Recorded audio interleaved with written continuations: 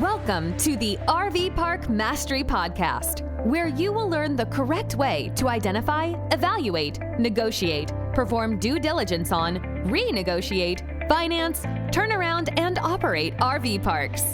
And now, here is your host, the fifth largest owner of RV and mobile home parks in the U.S., Frank Rolfe.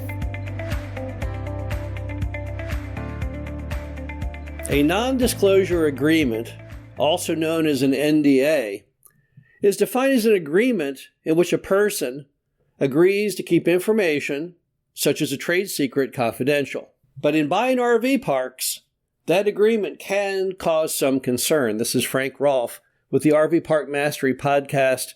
We're going to talk all about non-disclosure agreements, or NDAs. Now, the first time I was exposed to an NDA, I was a little taken aback. Someone wanted me to sign this document, which I knew would have penalties if I broke it. But I thought, you know what? I want to look at this RV park, so I'll go ahead and do it, even though I really wasn't that comfortable with the idea.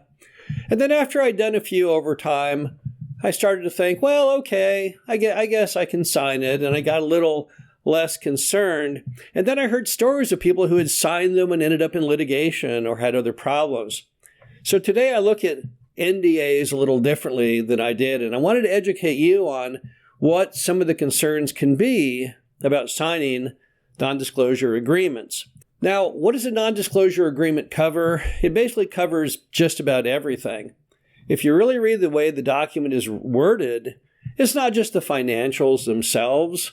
It can cover everything, the status of the permit, really even the size or purchase price of the property.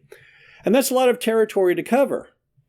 Because what's always concerning to me is some of that information is publicly available. You can go on any Google Earth map and you can look at that RV park and you can probably count up or approximate how many sites it has. Or maybe you could hear through the grapevine of what the price would be. Maybe the current owner has divulged that to one of his friends and they gossiped it around the town. So the first concerning part of the non-disclosure agreement is that really information that you can even control, and therefore can you be falsely accused of that? The next problem is, what's the penalty? Well, if you broke the non-disclosure agreement and the seller said, well, look, because the guy broke that agreement, now I can't sell my property, or I can't sell it for as much as I thought I could, or it's ruined the market because they let out that the permit has problems to it. So there is some degree of risk in those non-disclosure agreements. And sometimes the seller, as you know, if you've talked to any sellers at this point, are a little eccentric. They can be a little nuts, a little crazy. And they might just litigate because for no other reason, they just hate you or hate life, or whatever the case may be. So that's the problem with those things, is that they are broad. They do have large penalties. And you're not oftentimes dealing with someone who's on the up and up. We're not talking some very buttoned-down corporation here. There are some sellers out there who are very hard to handle, very unpredictable. So if that's the case, well then, how do you navigate the non-disclosure agreement? Well, the first thing I would do with a non-disclosure agreement is I would make sure that you understand under your state laws how it all works. For example, I once had a property that I had on an NDA, and I went to the city to check on the permit, and it turned out the property was completely illegal. Mom and Pop, when they said that they had a right to be there, they didn't have any right. They never had a permit. They just kind of slid it in there under the radar, and it was a large city, and no one had ever noticed it was there. But when I called the seller to say, hey, I can't buy your property, you don't have an active permit, he then threatened me and said, you didn't tell that to the city, did you? I'll sue you for ruining my property. I then called my attorney and he said, oh, you know what? They can't do that because there's nothing in the NDA in this instance which would preclude a crime that's being committed from being revealed. So he was confident nothing would come of it, and nothing did. But before you start dabbling in NDAs, it would probably be worth your while to go on Google or on AI and find out, what is truly covered in that state under an NDA and that which is not. because you want to have, at least before you sign any document, a good idea of what the law says regarding that document and its enforcement. Also, you would never want to sign an NDA on a property that you don't truly think you want to buy. If you're just trying to go through little practices of tying things up, well, that's fine if you're trying to learn the art of negotiation, perhaps. But I wouldn't go around signing a ton of NDAs on things that you really wouldn't want to buy at any price. So let's be a little more selective there on what we are going to pull the pen out and sign and not sign. You also need to make sure that you feel confident in the seller not being crazy.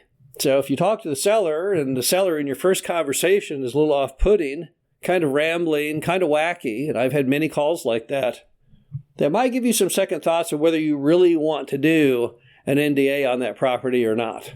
Also, don't forget you don't always have to have an NDA to put things under contract. Sometimes mom and pop want the NDA if you want to look at their numbers independently of being under contract. If you're under contract, then they're fine with it. But they often want to make sure you're not just a tire kicker trying to get their numbers. Maybe you're another RV park owner trying to get it. So if NDAs concern you, I would see if there's a way you can get around it entirely and just go straight to the contract, because mom and pop may not want an NDA unless you are not a definite buyer of the property. And then once you've signed that NDA, just make sure that you fully understand what's covered in it and that you take every precaution to do exactly what you're supposed to do and not tell anybody. Don't tell your friends, oh yes, I'm looking to buy this RV park. Don't go to some RV park event and announce, oh yeah, I'm looking at getting in the business. I'm looking at buying this thing over here and here's how much I'm paying. Because that's the behavior that will get you in trouble with an NDA. It's one thing to be falsely accused, but it's another to be guilty as sin. So make sure that you do exactly what it says to do.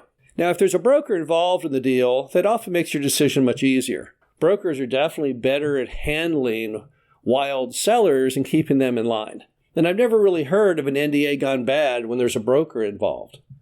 The NDA horror stories I have heard have involved people who signed NDAs that were written by the attorney for a seller who has no broker to keep them in the correct zone, and then later found that what they signed was a real problem for them and for a seller who was in fact out of their mind.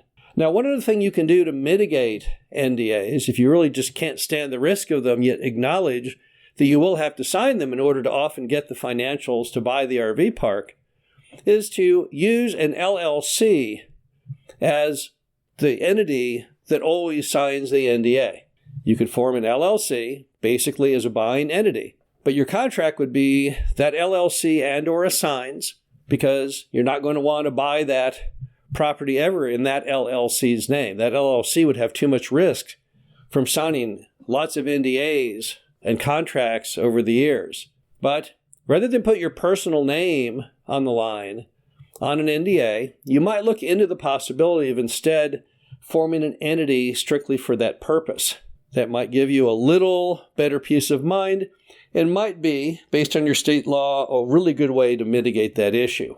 The bottom line is that you can't ever buy an RV park if you don't actually put things under contract, if you don't actually look at deals, make lots of offers. And there's many very, very reasonable sellers and brokers in which signing an NDA would be no problem at all. But watch out for situations when the individual wanting you to sign the NDA makes you uncomfortable by their erratic behavior, or you read the NDA and you believe it to be overly broad and impossible for you to comply with, and you understand the state laws regarding NDAs and what the penalties can be. And when you don't feel comfortable, it's probably your best course of action not to get involved in that transaction, but to simply keep looking at others. Remember, the volume is the key to RV park purchases, and you always want to make decisions based on your positive gut feeling. This is Frank Rawl for the RV Park Mastery Podcast.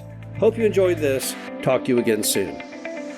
Thank you for listening to the RV Park Mastery Podcast. Be sure to visit us at www.rvparkmastery.com, where you can learn the correct way to identify, evaluate, negotiate, perform due diligence on, renegotiate, finance, turn around, and operate in RV parks.